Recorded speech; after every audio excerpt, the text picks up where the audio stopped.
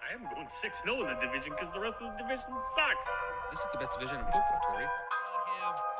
Take that step back. We are seeing the true quarterback that he really is, which he is not a very good quarterback. Welcome to the Man Now, where we taking over. It's time to give you them facts. Won't miss a game or two, cause we here for you and we reporting all of them stats. We coming to you live to keep you updated. Broadcast across the country, we the fan favorites. Break the volume to the max and don't nobody touch it. We cross the topics off the list, addressing every subject. So if you ain't got a clue, then you can tune in and give it 24 hours and we back again. Breaking news, new scoops, we the top dogs. From the fields to the courts, we report it all. Buzzer beat us through your speakers, we the ones to call. Trust us for the news if it's got a ball. Giving you the top stories cause we love the turf. Tell a friend to tune in and where you heard it first. Yeah, you're listening to the Man Now. We taking over, it's time to give you them stats. Yeah, you listen to the Man Now. Miss a game or two cause we reporting all of them facts. Yeah, you listen to the Man Now. We taking over, it's time to give you them facts. Turn the speakers up a little loud. Miss a game or two cause we reporting all of them stats. Cause you listen to the Man Hour. And what is up, Man Hour Nation? Michael Buckasher here with the Man Hour. Be sure to head over to manhourradio.com.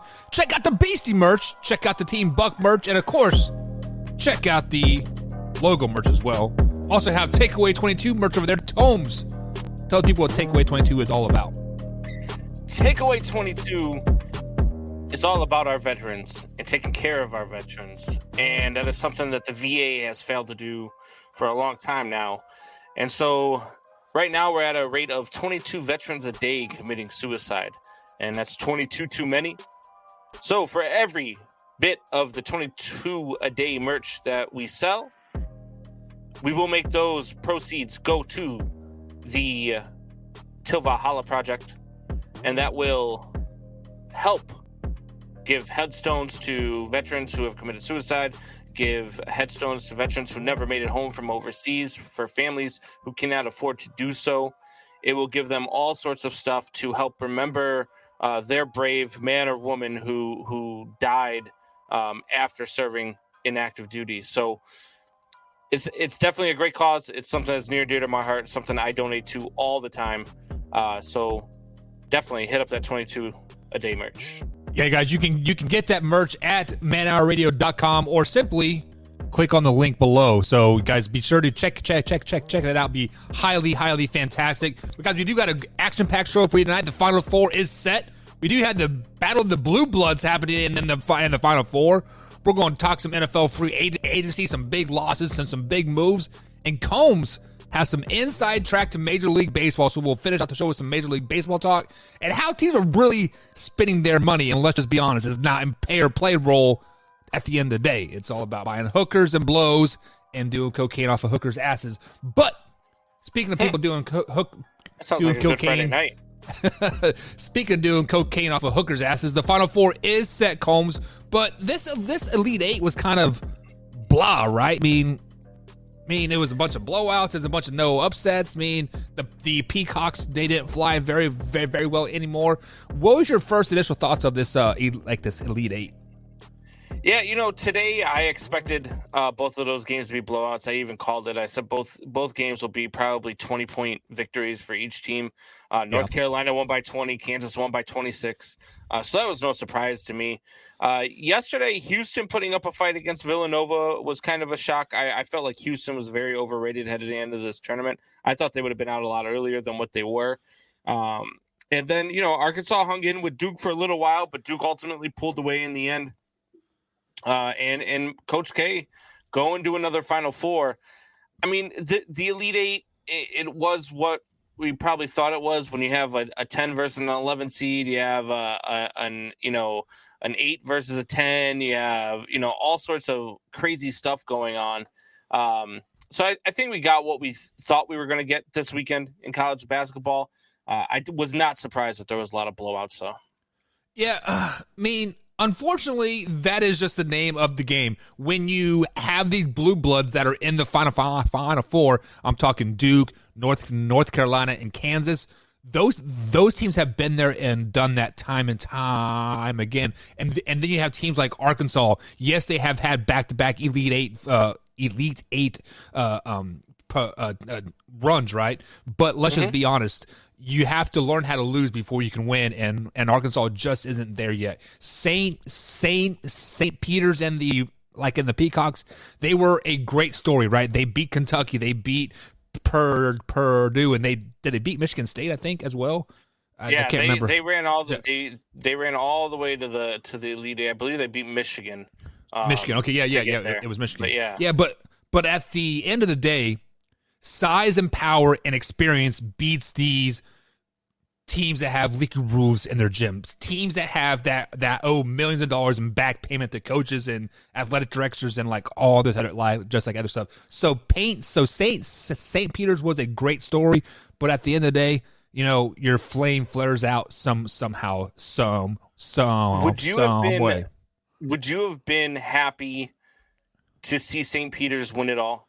Like, would that have been something like? Would you have been more drawn to, let's say, St. Peter's versus Villanova, with St. Peter's winning the title game, than you would be if it's going to be, say, Duke versus Villanova in a title game, with it being Coach K's last run? What do you think's a better story there? So I think Coach K winning his final game as a Duke Blue Devil, that is the story that everybody wants, right? Yes, he did not end out on top at home when North Carolina beat them, but ultimately it would be bittersweet for Coach K to beat North Carolina in the tournament and win a national championship. So St. Peter's was a great historic run, right? They're the first 15 seed to make it past the Sweet 16, right? They beat a bunch of powerful teams. I mean, Kentucky, a lot of people, including you, Combs, had them going to the championship game, and I think winning the championship. Michigan wasn't a bad team. Yes, they stumbled late toward the end of the year, but they're not a bad team. And then today versus North Carolina. North Carolina is a championship caliber team. So they beat two teams that could win, that could have won it all. So there's nothing to bow your heads about that whatsoever. But obviously, the Coach K story is a lot better in a lot more historical, historic storybook written like atmosphere there. So if you think anything is rigged, Coach K versus North Carolina in the Final Four or the championship, there's your rig statement there, and Coach Cates wins on top. Yeah, and you get a Final Four matchup that is going to be Coach K versus North Carolina to get to a championship game if they can beat North Carolina, right? And you also get a storyline on the other side of that where North Carolina has a chance to send Coach K packing in the Final Four.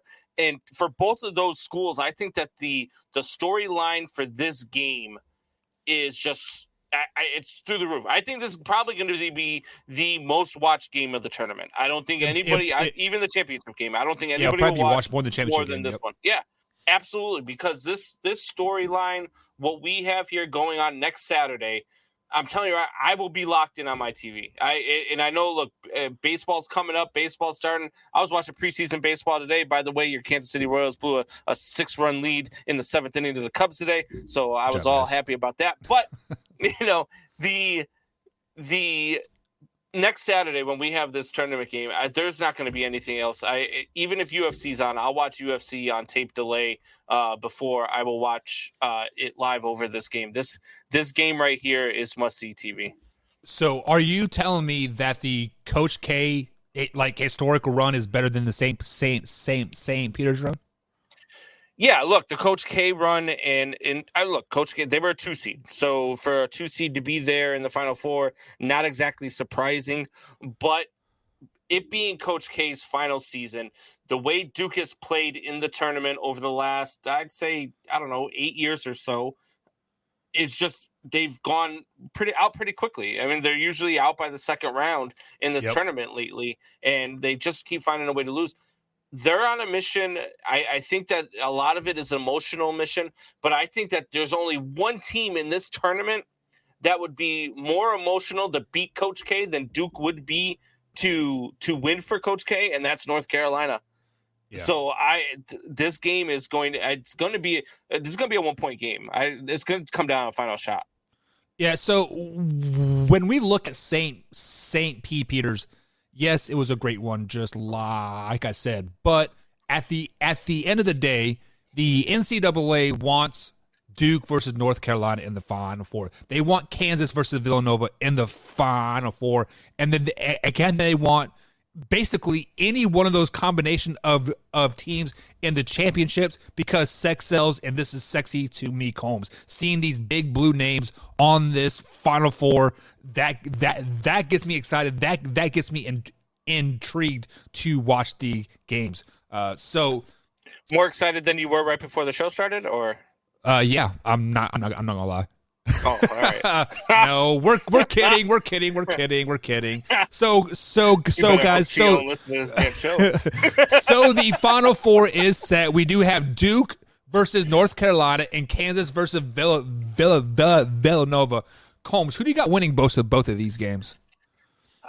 Look, the championship is going to come down to the winner of Duke versus North Carolina. I think whoever wins this game is going to win the entire tournament.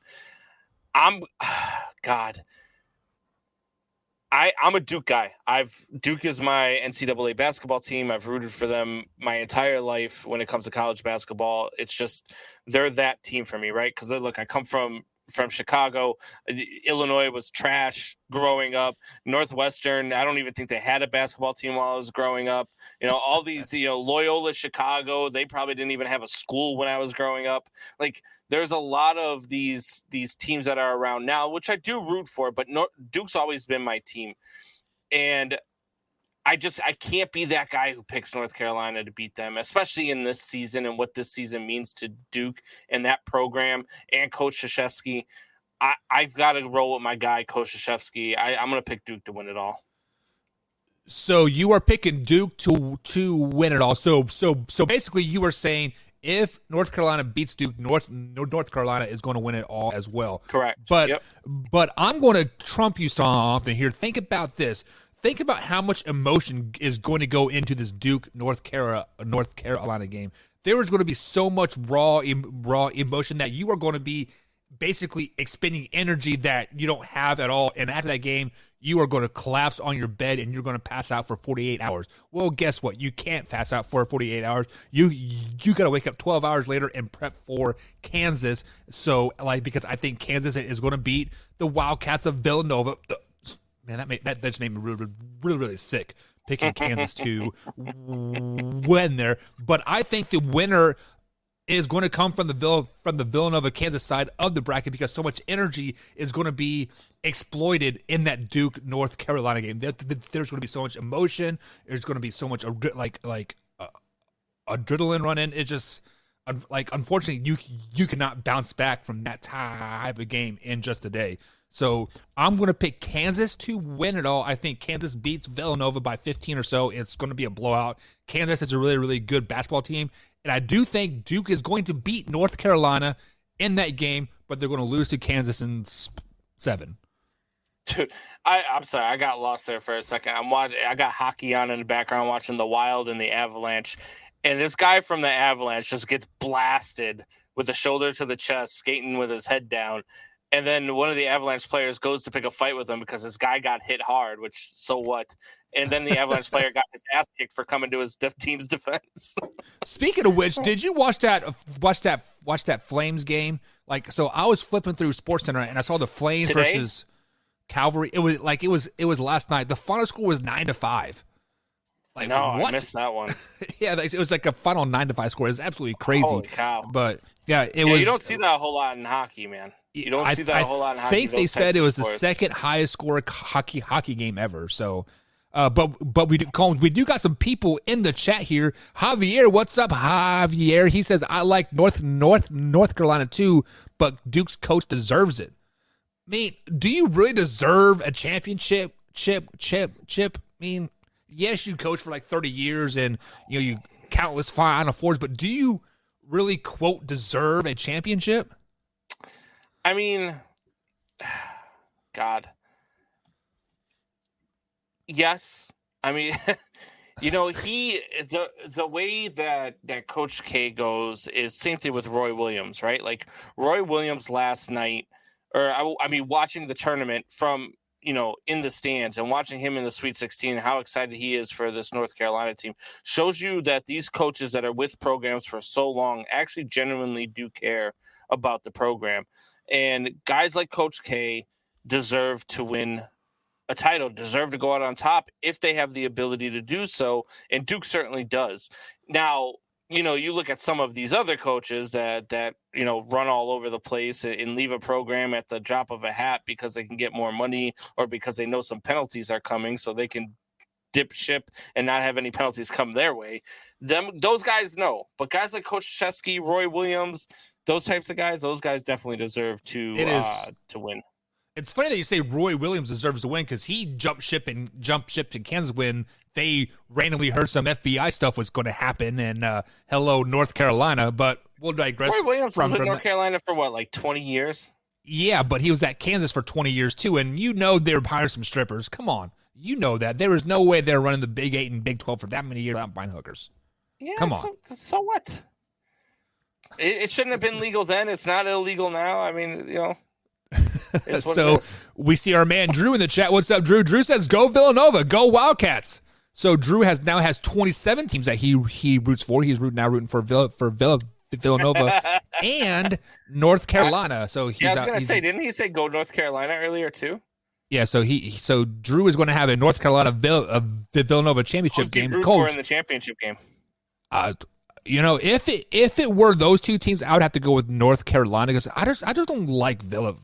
I'm asking for whatever who reason. would Drew root for? He's rooting for two teams. What if they both play against each other?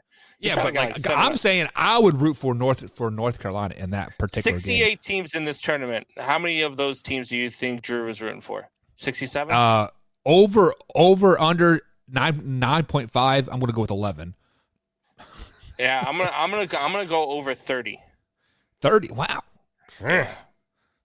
Drew kind of Javier says, I'm working, LOL. Let's use those air quotes. I'm working, LOL. But I needed to find for time for my favorite show. We missed you, Javier. Glad to have you back, man. And then he says, I need a vacation. I need a vacation too. Yeah. Well, yeah. and then one Pride 40 jumps in the chat says, well, it's because he is. I think he's talking about our title of our show. Deshaun Watson says he's innocent. Oh yeah, we'll be talking about that in about 15 minutes here to a half hour. And Javier says, I got money on Duke. Love the coach. So that means Kansas is going to win. Duke loses on Saturday versus North Carolina. Isn't that how you say how it works out for Javier? Javier's betting on Duke? Yeah. Kiss of death. Yep, kiss of death. And then Michelle pops in. What's up, Michelle? I missed you too, Michelle. I've been working the stupid ass schedule and I rearranged some stuff. What the hell's going on here? Don't worry about that. You are her side dude. You see the side boob, I see the full boob. That's how it works. What is going on here? And then we have some people talking back and forth. How says you've been drinking before Worth Panthers? What? Oh, Panthers. hockey team. Oh, I don't know. I'm not for sure on that. I have no clue. I don't know. But anyways, let's move to some football talk, Combs here, like here, Combs. If you don't mind, do you mind talking about some little bit of NFL? I never talk. I never mind talking about it at all. Well, if you were living under a rock last week, Holmes, Tyreek Hill broke the heart of the Kansas City Chiefs. He says, I want more money. I want more money. Hey, speaking of which, I was on TikTok, and every fifth TikTok I seen was Tyreek Hill saying, I need more money. I need more money. I need more money. Man, get the hell out of here. Well, anyways, he got his money. He got a $120 million deal to go with the Miami Dolphins, and he joined forces with Tua and Mike McDaniels, their new head coach there. But Combs, is Miami a legitimate threat in the AFC East? No. Not as long as Tua is their quarterback. I'm not high on Tua. I think that Tyreek's going to go there and he's going to be excited because he gets to play with Tua and he's this young quarterback who's up and coming. And then Tua's going to overthrow him by 30 yards on every pass that he throws to him. And then all of a sudden Tyreek Hill's going to be upset.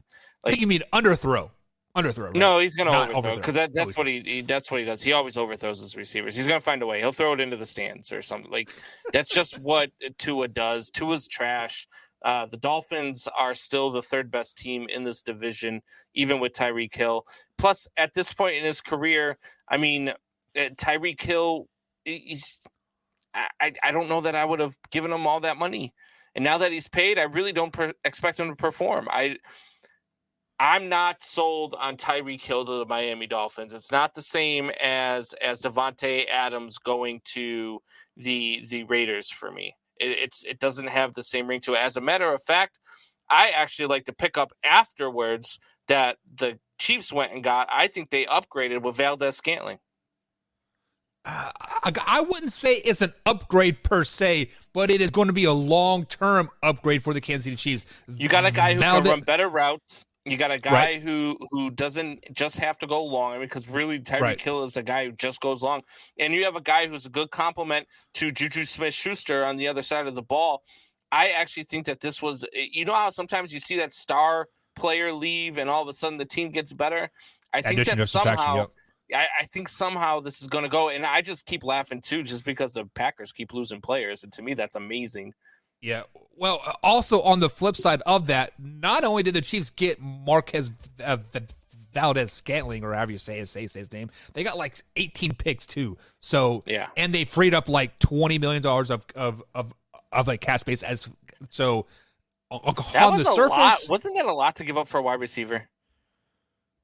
Apparently not for Miami. 5 draft picks for a wide receiver.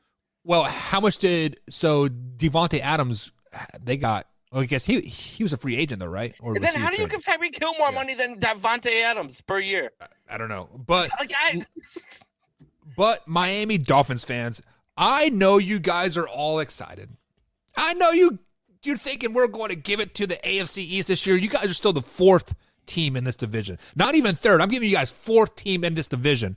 Why? Because the Patriots are still the Patriots. Yes, I know you guys beat them twice last year. I get it. Well, guess what? Papa Bill is going to come into town and whoop that baby ass, Combsy.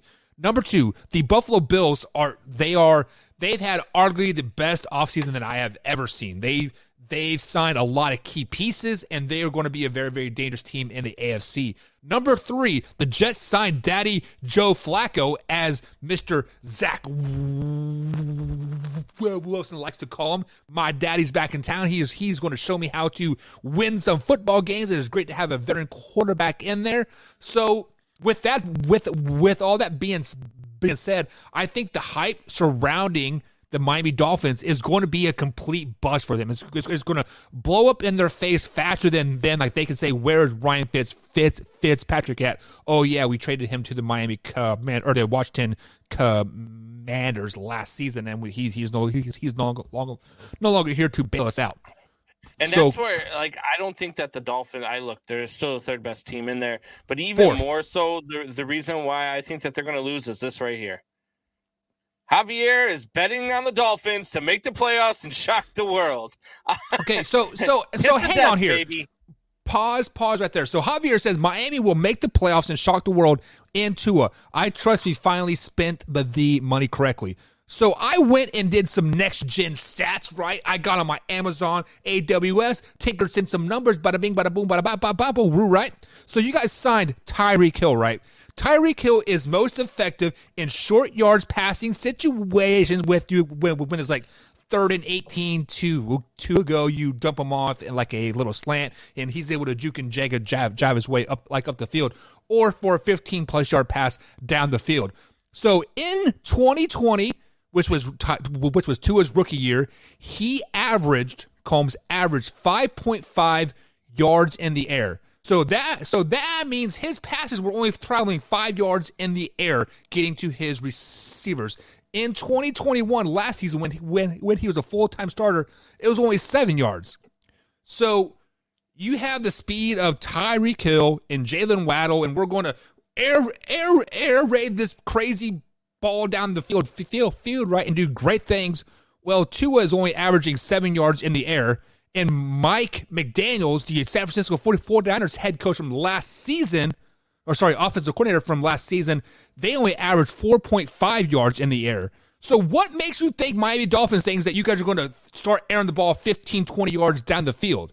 You guys are absolutely asinine for this. So when you think about that, think about this. You have a very conservative head coach. He is left wing 100%. He identifies as a black man. So therefore, I'm just playing. But we saw what the San Francisco 49ers did, Combs. They nickeled and dimed you down the field 100%. They were not looking for that big play. Tua only throws the ball 7 yards in the air on average per play. So what is the addition of Tyreek Hill really going to do for you? He doesn't have the weapons around him. That's why I think they're overrated. My favorite part about this thing, though, is he says, "In Tua, I trust." And then he says in his next comment, "Combs, you could quarterback the Dolphins." So do you trust Tua or can I quarterback the Dolphins? Because I'm telling you right now, or is he saying that the team is so lose as many games, if not more, than Tua does? Or is he saying that the team is so built good around him that you can plug any play quarterback in there? Which I think that is a complete false statement there. Look, I could throw an NFL football probably about 20 yards on the fly. So, I mean, it's 15 yards more than Tua. So, I mean. So Javier says Tua is one of the most accurate quarterbacks and the best young head coaches.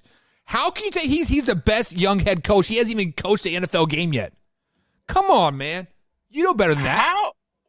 Tua is one of the most accurate young quarterbacks in the league. Is that a real statement right now? Is that with the 65% completion rating last season, or the 64% for the? It was 67.8%. Yeah, and he had a 90.1 passer rating. I think there's probably about 14 or 15 quarterbacks in the league that are better than that. Hurts is one of them. I mean, Hurts is terrible. Lamar Jackson completion percentage is better than that, and he is complete trash. Yeah, I can't agree with you there, Javi. I love you, but I can't agree with you on that statement. I mean, I won't go as far as saying Jalen Hurts is better. I won't take Buck's route, but I mean, no, I didn't say that. I said he had a better completion percentage. That's what I said. I bet you if you look him up, he's barely at 60% or just under 60%. I don't know. I wouldn't say he's there, for that. But I would venture to say that I would not say he's one of the most accurate passers in the league, and I think that's just I think it's just a Dolphins fan being excited about a quarterback. But I mean, the guy did he throw like 10 interceptions last year? Yeah, that's what I saw. Yep, 10 interceptions last season. So yeah, I don't know. I won't put it. So I have completion percentage pulled up here as soon as it loads here. So number one is Tom Brady. No, that is completions. My bad. Where's completion percentage? I don't guess I can't pull up completion percentage. I don't know.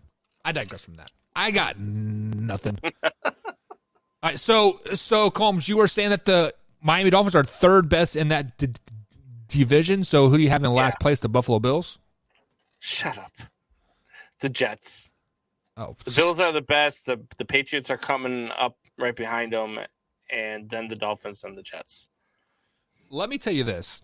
If Miami Dolphins do win this division, like Javier is like is saying, and they win the division and they got home field in the playoff games, right? Number two is going to be the Patriots no matter what. Like, I don't think they'll win the division, but I don't think they'll be worse than third. I think they're firm put at number two. So that puts the Buffalo Bills at number three. Here's how firm I am that the Miami Dolphins did not get any better with the Tyreek Hill signing.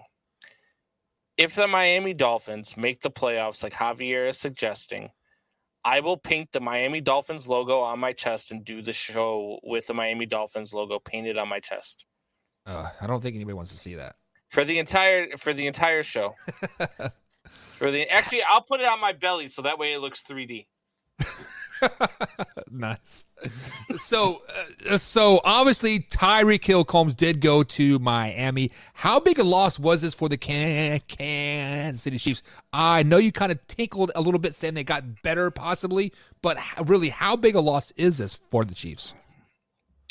I don't think it's that big of a loss. Again, I think you go from a one-trick pony to a bunch of guys who can do different things. And I think that opens up more options for your offense. I think it opens up more options for Patrick Mahomes to do more things, things that he's good. Look, Patrick Mahomes can throw a nice deep ball. I'll give him that. But look, Patrick Mahomes is at his best when he's on the run, when he's making plays happen, when he's doing things short yardage. He's not at his best when he's just throwing the ball 60 yards down the field. Now, every once in a while, because you're so worried about him making plays and doing things, you can get a guy who's open 60 yards downfield and he's got a cannon so he can make that throw. But I don't think this is a huge loss. I actually think that they got better by subtracting Tyreek Hill. And I mean, I think you were going to draw a lot more double teams on Travis Kelce, but I think that's going to open up Valdez-Scantling and Juju Smith-Schuster to do more as well. Yeah, so just to piggyback on what you said, so I pulled up the stats here. So every completion of Patrick Mahomes for 30-plus yards was outside of the pocket. So that means 90% of the time when he rolls out of the pocket, it is usually scrambling, and that's when they complete their big plays down the field. Why are they having to complete these big plays down the field? One, the offensive line was terrible, and two, that's the only route that Tyreek Hill can run effectively is the 27 move route. I'm going to do the hokey pokey and turn myself around and then run down the field for 60 yards. That is what made Tyreek Hill so effective. So when we flash back to 2021 and 2020 and 2019, and when people had Tyreek Hill as a top 5 receiver, I'm sitting here thinking like, man, I watch the Chiefs every week. He is not that good. Yes, he has explosive plays. Yes, he's fast, but he is really not that good. If you had a line to protect Patrick Mahomes the last 2 seasons, Tyreek Hill wouldn't be as good as he is because he would be getting the ball quicker to Travis Kelce, to McCole Hardman, to Byron Pringle, and all those other boys. So you are exactly right, Combs. The Chiefs got a lot better by subtracting Tyreek Hill because he was starting to become a cancer on the team. Look at that playoff game when they played not the Buffalo Bills but the one before that. Who they played in the first round? I can't even remember. Was it the Colts? No, I can't remember. Yeah, I can't. No, it wasn't remember. The Colts got knocked out because they didn't beat the Jaguars. I can't even remember who they played in the first round. But you saw Tyreek Hill and McCole Hardman arguing on the sideline because Tyreek Hill wasn't getting the ball more. He's they're just bickering back and forth. Tyreek Hill was starting to become Antonio Brown. I said it. Tyreek Hill was starting to become Antonio Brown. That is why he is gone. Yeah. I don't know that Tyreek. I kind of agree with Michelle here, with Michelle's comment where she says he's at his best when his wife and brother are not at the game. I agree with him there. When is that Patrick? Mahomes, no, that's Patrick Mahomes. Yeah. Yeah, that's what I'm saying. No. I just don't. I believe that Tyreek Hill is he's just not that. He's the wide receiver form of Devin Hester, right? Yep. He's the wide receiver one-trick form pony, of Devin right? Hester. Yep. All you can do is one thing, and when you shut him down on that one thing, he's irrelevant.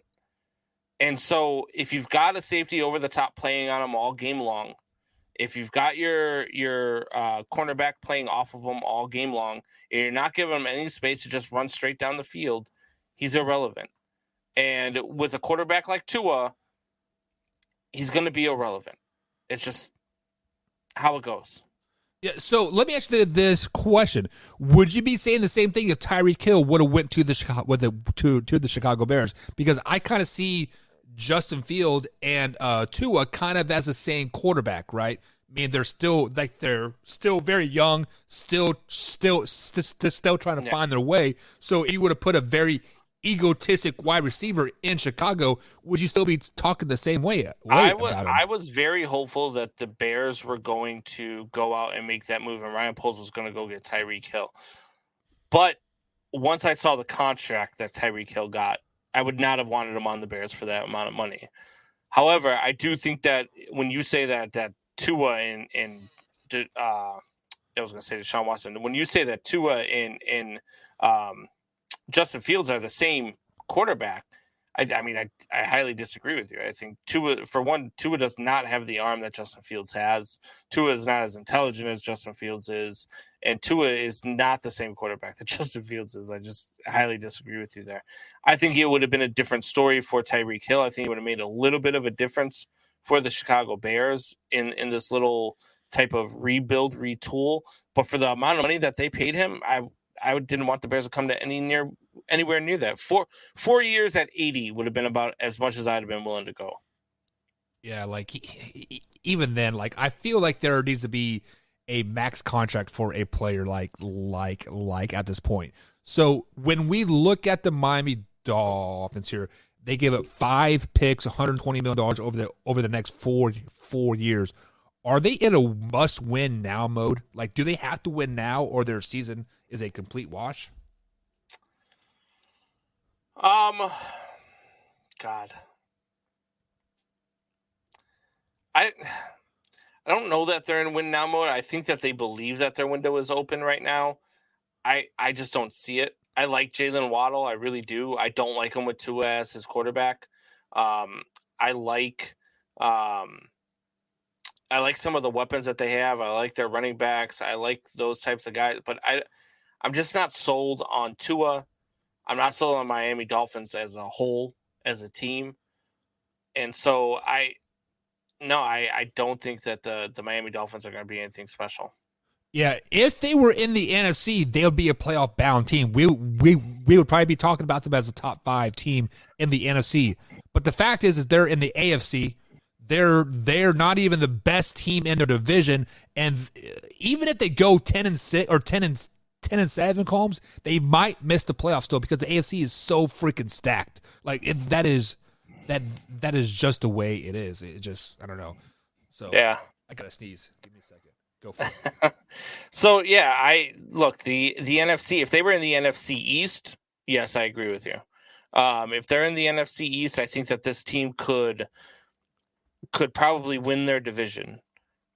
Even then, I'd be a little hesitant because I still think that the Washington Commanders, Washington not Redskins anymore, fuck it. The Washington Redskins are still a better team than the Miami Dolphins are right now. So you're saying Carson Wentz is a top 10 quarterback, huh? I didn't say that at all. Oh, I thought that's what I heard. I said the Redskins are a better team than the Dolphins. So Carson Wentz is a top 10 quarterback. No. Carson Wentz is a top 25 quarterback. I'll give him that. So Dalen pops in the chat here, says, I don't know. Fields is kind of middle. No offense. Fields is kind of mid because of his rookie season, right? What kind of rookie season did he have last year? Who was his head coach last year? What were the weapons around him? What was his offensive line like? I bet if you had put him in the same situation that Tua was in last year, you would have had a completely different view of who Justin Fields is. Somebody with an offensive line, somebody with a wide receiver around him, somebody with a head coach who just wasn't so in love with himself that he didn't know how to alter his game plan. That would have been a different story in Miami. But I highly disagree. I think that once Justin Fields gets settled, I mean, we got to see what Eberflus brings, right? We got to see what this new regime for the Bears brings before we put judgment on Justin Fields. I feel bad for the kid right now. Look, as a Bears fan, I feel bad for the kid because I just don't know where his career sits. And I think that because of who is in charge of him right now, or who was in charge of him at least last year, I think that you're looking at a guy who was just in a bad situation, who is probably a lot better than what he looks right now because of the situation that he's in. So let me ask you this question here. Since we're kind of talking about Miami, we are talking about your Chicago Bears, a quarterback comes to mind by the name of Ryan Tannehill. Ryan Tannehill was going to be deemed a bust in Miami. He was behind Adam Gase, the offensive guru that like he is. He's still a bust. And like Ryan Tannehill just looks terrible. Then he got traded to Tennessee, and now he's probably a top 15 quarterback in the league. No, he's not. Is it going to take Justin Fields to get traded to a different team to really see his true potential? Just because, basically the rookie year was a wash. So now he is a year or two behind the 8 ball with a new GM, new head coach, new offensive coordinator. Is he going to have to be traded to a team, spend a year or spend 6 games as a backup and then become a starter? Is he going to have to do that to see the true Justin Fields? So first things first, okay. You need to review some game tape on Ryan Tannehill. Okay. Yeah, Ryan Tannehill is the quarterback that he is because King Henry is his running back. Ryan Tannehill is the quarterback that he is because they don't throw the ball a lot in Tennessee, because they don't give him a chance to lose the game. And we saw firsthand what happens when they do that in the playoffs. They lose a game. Ryan Tannehill he is behind the list. He is behind Carson Wentz, and I just said Carson Wentz is top 25, maybe. Ryan Tannehill is a joke. So don't ever talk about Ryan Tannehill like he's not a bust, because that's exactly what he is. Now, Justin Fields is one of those guys who, you're right. I mean, look, the jury's out on him. And it might be one of those things, if the Bears can't figure this thing out under Ryan Poles, under Matt Eberflus, if they can't figure this thing out and get this thing right for Justin Fields, then you might be right. He might need to go somewhere else in order to show exactly how good he is. As a matter of fact, we might see that this year alone with Mitch Trubisky. I didn't even think about that. I mean, because Mr. Trubisky has now been a year out of the league, or as a backup, right? And then going to the he went to the Steelers, right? Yeah, maybe. I got Steezy. So Mitch Trubisky to the Steelers. I mean, look, Mitch Trubisky's obviously going to be the starter there in Pittsburgh, right? Well, I hear rumors that they are going to draft a quarterback. It could be that guy from Liberty, Malik. What's his last name? So would you put him in a head-to-head? They didn't give Trubisky a 2-year deal to make him compete for the job in year 1. You think? I don't know. I mean, sometimes as a professional athlete, when he is going into a sixth year as a league, sometimes you just need a little bit of fluff in your contract to actually make you go to a team, and that is a great insurance. What? You think he's going to get the Matt Flynn treatment? Like Matt Flynn got, he got that big contract, and then all of a sudden that was Russ Wilson, right? That beat him out in Seattle. Yeah, I do believe so. Yeah. So he obviously is going, like, as if you look at the roster right now, obviously he'd be listed as a starter. Yes, 100%. But after the draft, after training camp, after the first preseason game, if they do draft Malik to the Pittsburgh Steelers, I think that is a match made in heaven. To be honest, I mean, I don't think that he'll be a world beater, a MVP or like anything just like that. Is he even going to be available by the time the Steelers pick? I don't even know when the Steelers pick, but I don't think they picked till like 19th. He could be, because if we look at this class, it is very defensive dominated. If we look at the teams toward the top of the draft, what they need defensive side of the ball. And then there are wide receivers as well that are going to be drafted higher than him as well. So will he fall down to 19? Probably not. But if the Steelers really want him, they could jump to probably 13 or 14 to really get that quarterback. Man, that's interesting. If they do that, because I do know a lot of people were extremely excited about his pro day. He threw like a 60-yard strike on the dot to a receiver running in the open air with no defenders and no pass rush. So people got all excited about that. And it wouldn't surprise me if a guy like, God, I'm going to forget his name now. The Steelers head coach gets all excited about Mike Tomlin. gets all excited about something like that, and they give him a chance. And I mean, God, I just can't. Poor Trubisky if that happens, man. I don't think Tomlin is the type of coach to get excited about a 60-yard throw with no helmets or no pads. Tomlin is the type of guy that sees you in the trenches and gets pissed off, and that's when he gets excited. Like I feel Mike Tomlin could care less about how fast you run your 40, how well you throw scripted plays in your pro day. He wants to see film. He wants to see you losing 21-19 with 14 sacks left and see if you can drive down the field. I believe Mike Tomlin reminds me of one of those guys who's only happy when he's angry. Oh yeah, like isn't that every Steelers head coach? I mean, Cowher. I mean, yeah. Did you ever see Cowher smile? Like, let's just be honest. When he was on the football field, he was always picking his nose and. Yeah. I mean, maybe after they won the Super Bowl, he had a little bit of a smile there. But yeah, no. Even then, he's like, man, we could do better next year. Yeah, wouldn't surprise me. So another thing that surprised me was Marcus Mariota to Atlanta. Obviously, Matty Ice was traded to Colts with not even an hour has passed, and Marcus Mariota goes to Atlanta.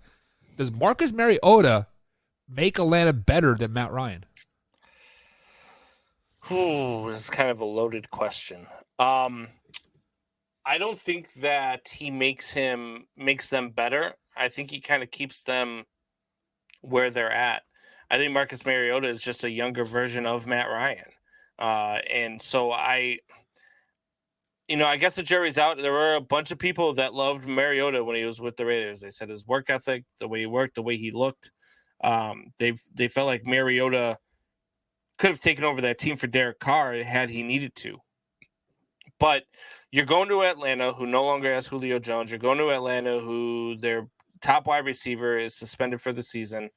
You're going to Atlanta where they don't really have a run game. Their offensive line is kind of terrible, and they have no defense. So at least, look, they have a defense for 3 quarters out of 4 quarters of a football game.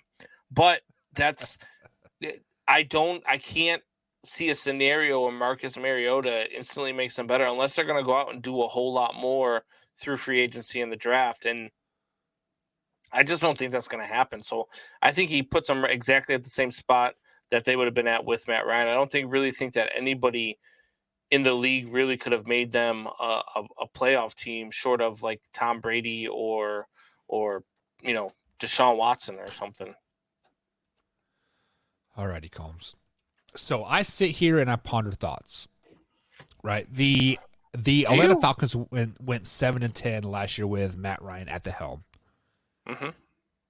They didn't make the playoffs in their mid-level draft pick as well. They traded away Matt Ryan to get Marcus Mariota in the end. Let's just be honest about it.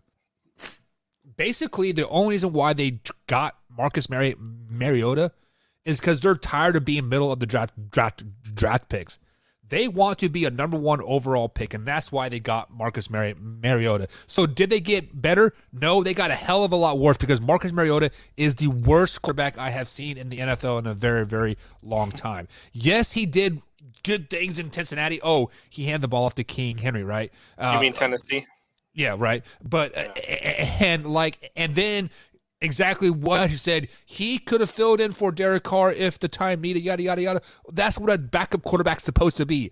Marcus Mariota is a backup quarterback in the NFL. Who is the quarterback that's like still like 55 years old and like been on like 17 teams? I think he's the Colts, like the Colts backup quarterback, or no, sorry, the Cardinals backup quarterback now.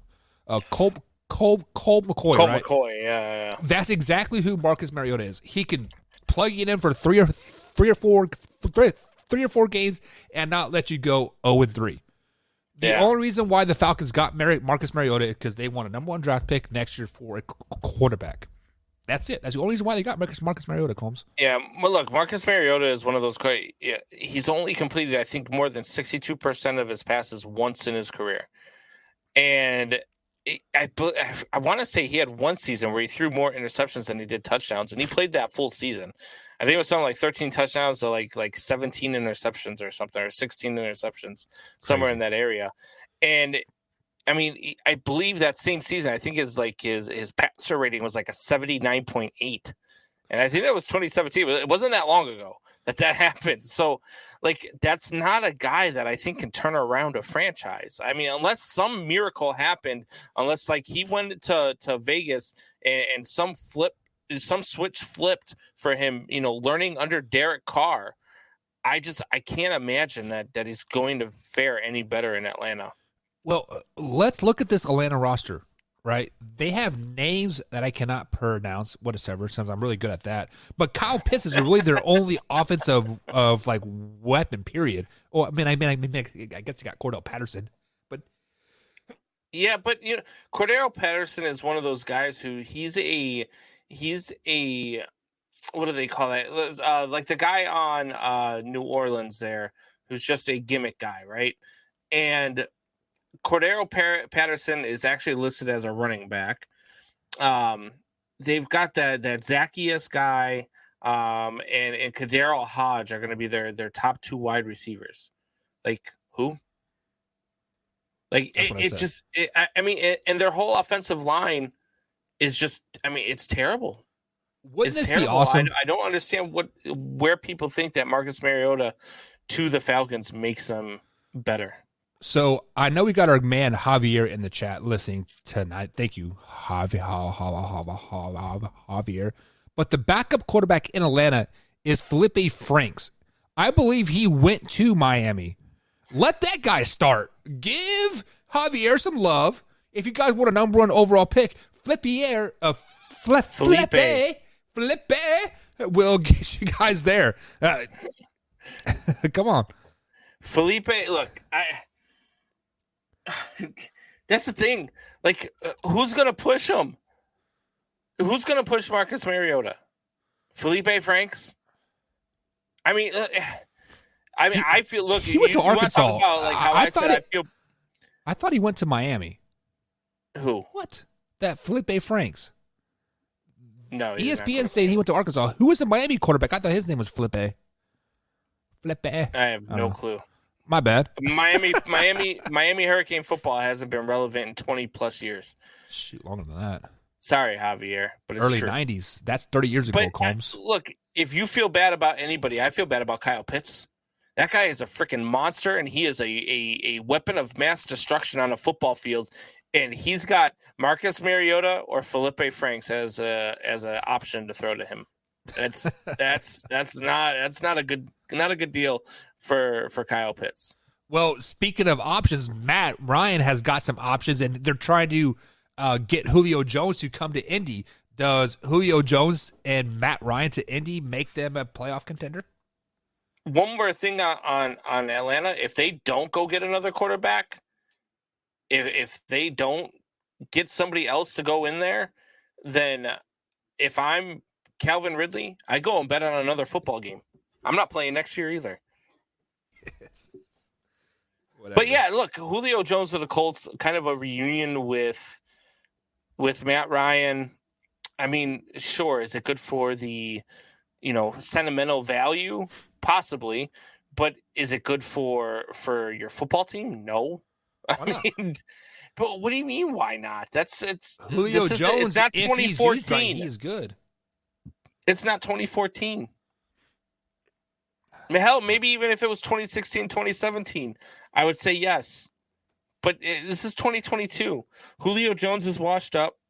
Matt Ryan is washed up. Now, what I will give them is that Matt Ryan going over to Indianapolis has a much improved offensive line, has a much improved running game, and has much improved weapons going to Indianapolis from Atlanta.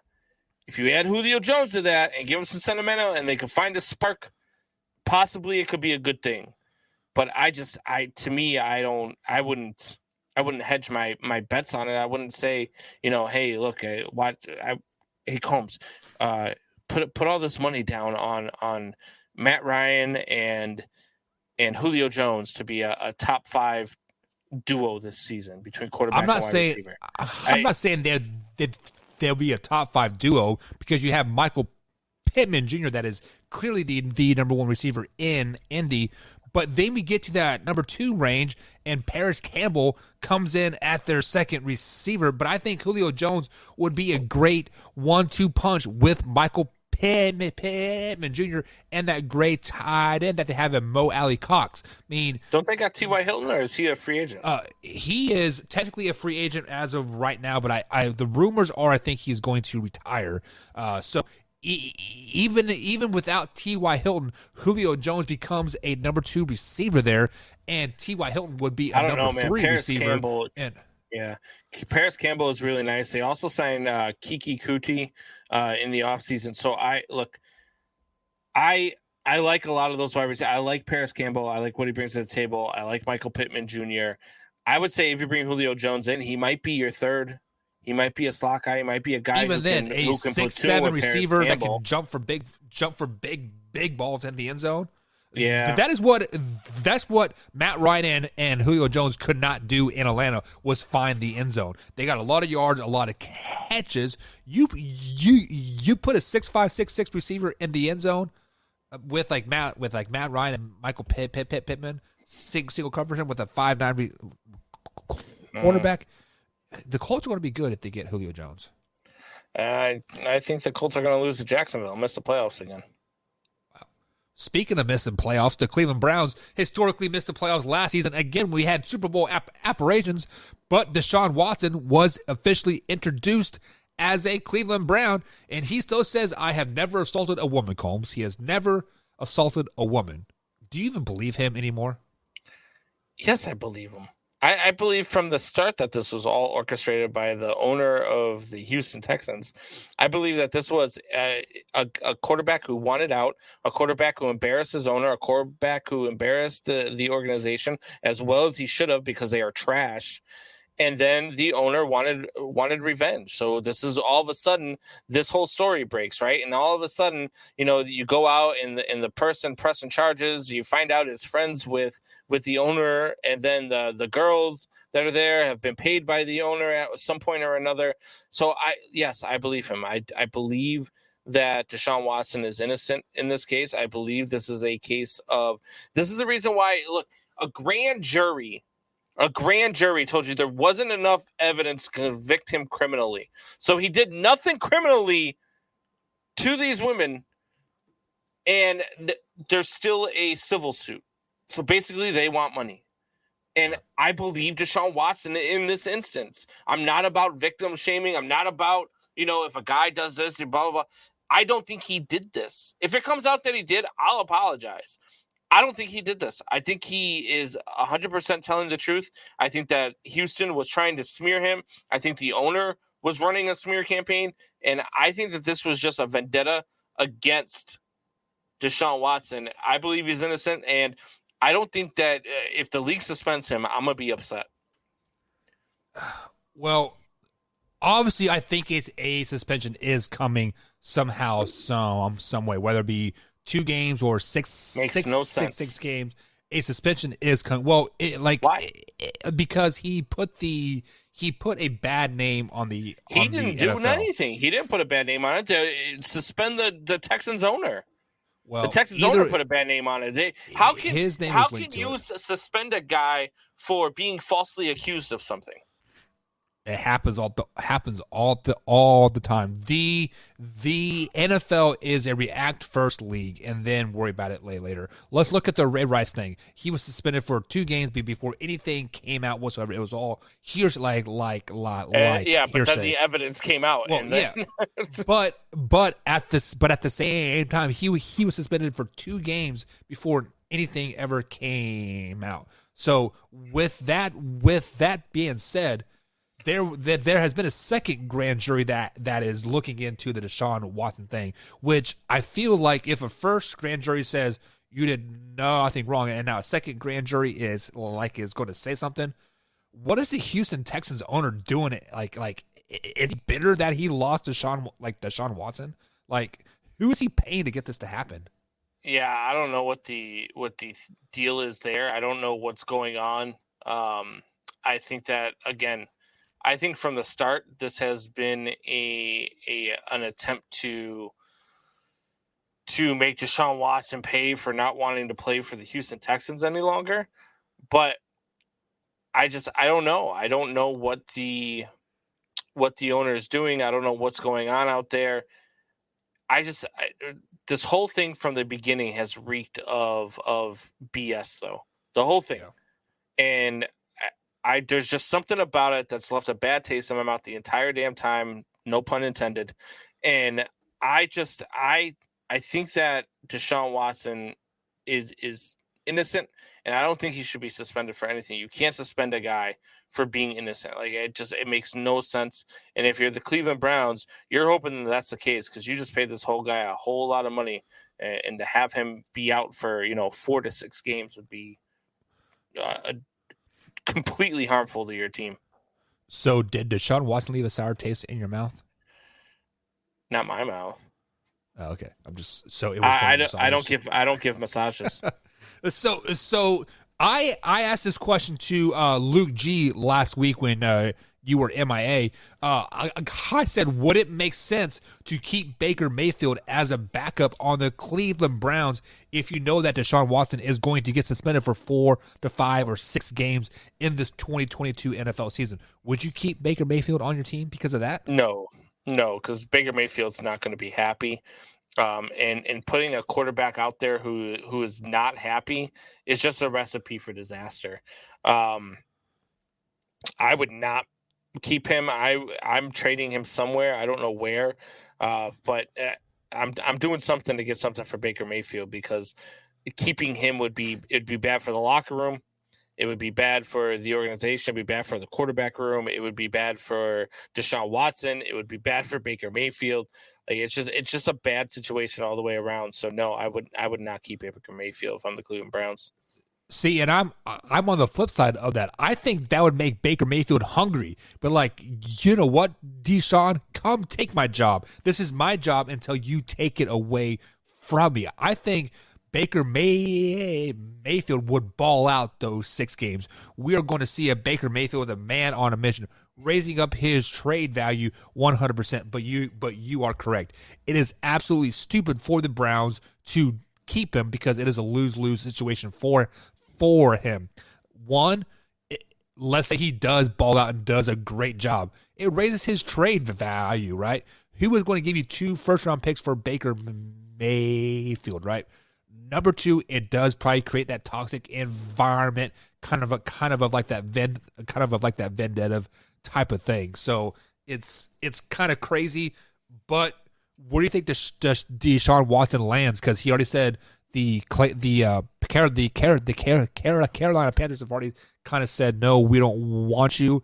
And I think there's only 4 teams really out there that really want him. And Seattle Seahawks is at the top of the list. Where do you think Baker Mayfield lands? I think Seattle would be a good landing spot for him. I think that, man, I'm trying to think off the top of my head. I think that how about the Pittsburgh Steelers? How about the San Francisco 49ers? I know they are in the market for a new quarterback. The Titans would be a good landing spot for him. I would part with Ryan Tannehill to get Baker Mayfield in there. Trying to think of some other teams that maybe even Minnesota. How about the New York Giants or the Philadelphia Eagles? Those are some spots that already have quarterbacks, but they'd be upgrading with Baker Mayfield, wouldn't they? Yeah, and like in theory, but they have no weapons around them whatsoever. But I think the logical choice here is, yes, I know your boy just signed a pretty good deal with the Saints, but the New Orleans Saints makes sense. I mean, Jameis can't stay healthy. I mean, he's been injured. He throws a lot of interceptions. They have a new head coach. See, that's another thing. Like Baker Mayfield's not going to want to go into a situation where he's going to have to compete. Baker Mayfield wants to be a starter, and he should be a starter wherever he goes. Are you telling me in Seattle he's not going to have to battle for Drew Lock for the starting spot? No, he's 10 times better than Drew Lock. Really? Yeah. 10 times better than Drew Lock. He I would would win be that battle intrigued to every watch day of the that. week. He would win that battle every day of the week. The biggest knock of Drew Lock is one, he can't stay healthy, and he has a new offensive coordinator every year that he plays. So Here's teams that he would make better that already have quarterback. He would make the Miami Dolphins better. They already have a quarterback, but he's better than Tua.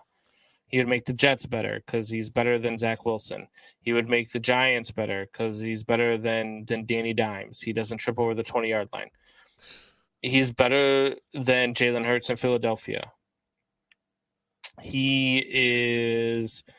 Pittsburgh is interesting to me because I think that he would beat out Mitch Trubisky. But again, I don't think that you bring either one of those guys in telling them, hey, you're going to have to compete for the starting job. I don't think that would go over well with either one of them. Carolina Panthers make sense, but clearly they don't want him. The Houston Texans make sense. And really, that's about it. I mean, the Seattle Seahawks, obviously, too. But those are the teams where Baker Mayfield instantly makes them better. really, instantly makes them better. Yeah. Wow. I have to sit down and ponder that, and we'll talk about that tomorrow. But man, that kind of intrigues me a little bit. But let's go ahead and shift gears 100% and talk some Major League Baseball, Combs. So Major League Baseball is officially back in swing now. On opening day is April 7th. Was that a week and a half away or so? A couple of days before my birthday. Actually, pretty excited about that. Man, I can sneeze again. Give me a second. So with Major League Baseball, I did see that there's a lot of teams. I've been watching a lot of spring training baseball. As you know, I'm a big baseball guy, so I'll watch every single day of the week.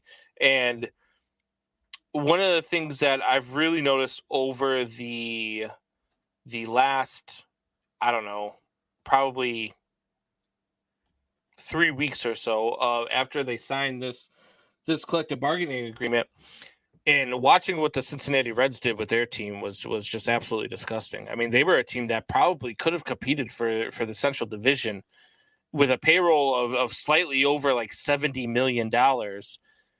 And they could have competed and won the National League Central. I would have picked them to win that National League Central. And then they just traded away guys for nothing, basically. And it was very confusing to me.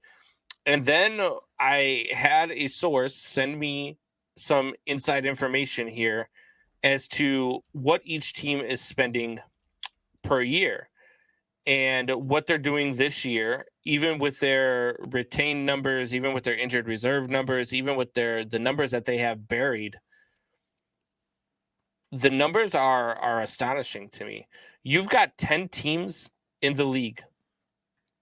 10 teams in the league that their entire payroll is going to be less than what the payroll of the I can't remember the two players. It was Mike Trout and Carlos Correa. Those two combined are going to make more money than 10 teams' full rosters. And those 10 teams are the Cincinnati Reds, the Seattle Mariners, the Kansas City Royals, the Tampa Bay Rays, the Arizona Diamondbacks, the Miami Marlins, the Oakland A's, the Cleveland Guardians, the Pittsburgh Pirates, and the Baltimore Orioles. And to not force these owners to spend money is the problem that baseball is having. And I've said this time and time again. I don't know how many times have you heard me say it, Buck, but baseball needs to have a salary floor. Not a salary cap, but they need to have a floor, because the only way you're going to get anybody to compete and to be where they are, they have to spend money. And I was working the numbers. I was talking with our boy Wayne G about the numbers. He loves numbers. And he came up with something of a $134 million cap with a $125 million floor. And each team could currently work out like the big players. Mike Trout would still make the same amount of money. Your big contracts would still be the same amount of money, and owners would still pull in the same percentage of money that they made. Like, that to me is the growing problem with the sport. When you've got places like the Pittsburgh Pirates, who have a great fan base, the Baltimore Orioles, who have a great fan base, being the bottom two teams in the league, spending money is absolutely ridiculous. And then when you look at the numbers, go ahead. I'm going to ask. So here, we'll go mid-range. The Cubs are right in the middle. They are 3, which is gross in itself because they are a top 4 grossing team in the league with $3.4 billion. But the Chicago Cubs have a payroll of $123 million this season. Okay. Where do you think the Pittsburgh Pirates and the Baltimore Orioles are at? If you had to guess. I do know that they are at least a bottom 5 because if I remember correctly, I saw the Pirates they're are the lowest and the Orioles, and then they're the bottom 2. Yeah. But how much money do you think they're spending? Cubs are at $123 million. They're in the middle. Shoot, I would probably say $5 or $6 million. No, it's higher than that. I'll give you that. I'm surprised that it's higher than that, but it's higher than that. The Pittsburgh Pirates are spending $35 million this year on salary. The Baltimore Orioles are spending $30 million. Do you know how much money those teams are expected to gross in income? Not a clue. $1.2 billion. $1.2 billion, and they're paying out $35 and $30 million respectively. Like, how can you as an organization sell to your fans, come out to the ballpark, invest in our team? How are kids in those areas in Baltimore, in Pittsburgh, in Cleveland, how are kids in those areas supposed to get engaged with a game when you're not spending any money to bring in any notable names to sell them on that? Yeah. Like, I don't understand what is going on. And baseball, to me, needs to get it together. They need to figure it out. They need to do something, because these 10 teams that are on this list, between the Cincinnati Reds, who they just went from 142 million down to 90 million, the Seattle Mariners, who are at 85 million, Kansas City Royals, who are at 77 million, Tampa Bay Rays at 64 million, the Arizona Diamondbacks at 71, the Miami Marlins at 55, the Oakland A's at 38, and the Cleveland Guardians at 35. Pittsburgh Pirates at 35, and their payroll of that is actually only 22 million, I should say. The other that they have in there is the retained. So that's how much money they brought back from last year's roster, was $3 million. So let me ask you this question. Let me be devil's advocate here. So if we have a salary cap basement, right? Yep. But no salary cap ceiling, doesn't that still make the richer teams richer in the end, and they can buy more players? Like, how does it help the bottom tier teams? It doesn't. It just gets more or less. Puts less money in my pocket. If you want to say no ceiling, I mean, that's fine. But I mean, look, at some point, owners aren't going to continue to go higher than what they're at right now, right? Because higher than what you're at right now, then you start losing money. And look, we all know owners aren't about to lose money. So the payroll would stay about where it's at right now. But what you do is you bring up the floor, and you have more players with more talent getting paid more money. And it's so look, every team in the league has a 40-man roster. The 40-man roster is your major league roster. 40 guys, right? And this year, the Pittsburgh Pirates are paying out $22 million to 40 guys. I mean, that's gross. That is absolutely disgusting.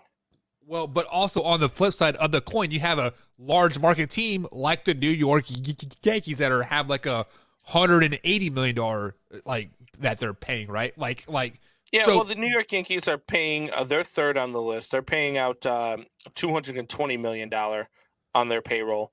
The New York Mets are paying out $249 million, and the Los Angeles Dodgers are paying out $234 million. Right now, the New York Mets have the highest payroll on their roster.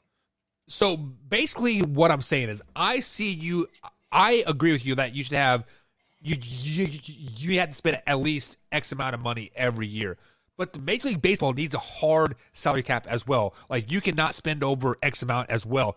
That will bring parity across the Major League 100%. Because what makes the NFL so good is that every team can only spend X amount of dollars, right? So Major League Baseball does have that salary cap, but they pay the luxury tax, which teams like the Yankees and the Dodgers and whoever else is like up there, they don't care. As long as they get their guy, they don't care how much luxury tax they have to spend. Make it a hard salary cap in the end, just because that will make teams and the bottom tier that more competitive, Combs. Because Major League Baseball, what it lacks right now is you have your middle-class teams, and then you have your Dodgers, Yankees, Boston, like, etc. There is a reason why Derek Jeter is no longer owner of the Mariners, because he realized that. It's like, man, I cannot compete with these teams ever. I don't care how many good young players I get. The Yankees are going to buy them from me in 5 years anyway. So it is what you have to have a salary cap. You have to have a salary cap, and you have to have a salary basement for all major league teams, and that will make Major League Baseball much more competitive. We will stop seeing all these dumping players after All-Star break, because let's just be honest. Once July hits, you will see about 9 teams rise to the top, and then all those teams get all the players from the other teams, and then it is what it is. I'd be fine with a salary cap. I'd be fine if they went with the NBA payroll structure, where you have to have, where you have max contracts, where you have this, where you have that. I just think that there is a lot of parity in baseball. Major League Baseball has a lot of parity throughout the top 15 teams, right? But once you drop below that, I mean, it's really, really bad baseball. And when you're trying to grow a sport, when you're trying to bring young kids in, this is why we don't see so many American-born players. We talk about the black athletes in the NFL. This is why we don't have American-born black athletes playing baseball. It's because there's no, when you go to rural areas, you go to cities like Cleveland, you go to cities like Pittsburgh, you go to cities like Miami, there's no baseball to watch. Their teams are atrocious. You can't go there, and the only time you fill your stadium is when the other team's fans come into it. Right. Yeah, so I mean, unfortunately, I think baseball is really losing right now because they do not have a hard salary cap. So I think if you have a hard salary cap, that will fix the salary basement issue, right? Maybe. Yeah, I think the salary cap, but for sure you have to have a floor. For sure. You can't let 10 teams in the league be spending less than what 2 or 3 players in the league are going to make. Well, isn't there a floor now, though, right? There is no floor, no.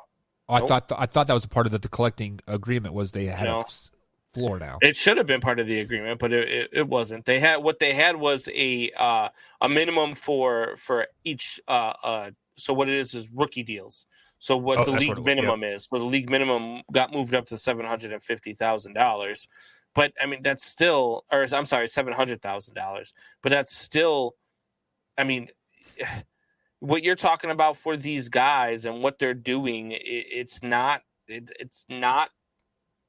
competitive pay. You're not paying the guys what they're worth.